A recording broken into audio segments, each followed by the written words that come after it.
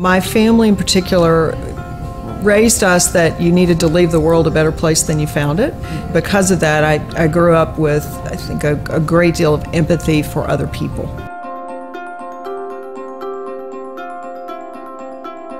Well, I had two really strong grandmothers and a strong mother, and they always taught me that I could do anything in my life that I set my mind to. It was a wonderful upbringing to have that kind of the combination of you can do anything you set your mind to, and by the way, you need to do something good. Well, I went to University of Kentucky, studied accounting. I came down to Atlanta, visited a lot of friends from UK who were down here, and went back home and said, I'm moving to Atlanta, and the rest is history. I've been in Atlanta for a long time. I met Donna when I was involved with Children's Healthcare and the merger of Children's Healthcare of Scottish Rite and Eggleston Hospital. So back in 1998, one of the interesting things that happened while I was chair and as Donna was progressing through her time as CEO of Children's was that it became apparent to pretty much everyone in the community that Donna's a star and a wonderful person. It was apparent that she had so much to offer to the entire community, and she's been so involved with the chamber and some of the committees there that are going to make the city a better place. I think she's got a lot to give back to the community, and I'm glad to see that she's doing some of that. It's been one of the most amazing experiences of my life to be part of the merger of Eggleston and Scottish Rite. There were trustees at Eggleston and trustees at Scottish Rite. They selected a group that would come together. They met one evening, and in a very, very short period of time, they came up with 3 guiding principles that still, to this very day, guide all of us at Children's in terms of the way we try to run Children's.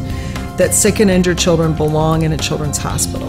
That as trustees, they didn't own those hospitals. Those hospitals are owned by the community. And third, that as the fiduciaries of those assets, it was their job to preserve them for generations to come. I always say that, yes, I'm CEO of Children's Healthcare, but first and foremost, I'm a mother. And so my view of Children's always comes from, I'm a mom. When you look into the eyes of a mother, you know that they're the ones that really need to know that you're the very best place, you're going to do the best thing you can for those kids, and that you're going to do everything you can to make that experience as good as it possibly can be for whatever that child is going through. Donna Hyland is a remarkable person. The fantastic job that Children's Healthcare has done over time is really focused on leadership. In the case of Donna, a perfect example of someone who deserves the award.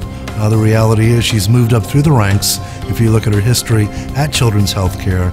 So again, a Lifetime Achievement Award, and no one more deserving than Donna, especially the quality of the work that they do and the place that they do the work in. It's going to take all of us working together to change the future of kids in our state, and so that's one of the reasons that I love being part of so many other organizations, because it's when all of that works together, that's when you can really see strong communities.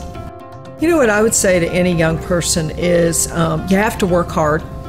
If you can find something you love, it's just going to be so much easier to do that. I think the sky's the limit. I think any kid can do anything they want to do. It's what my family taught me.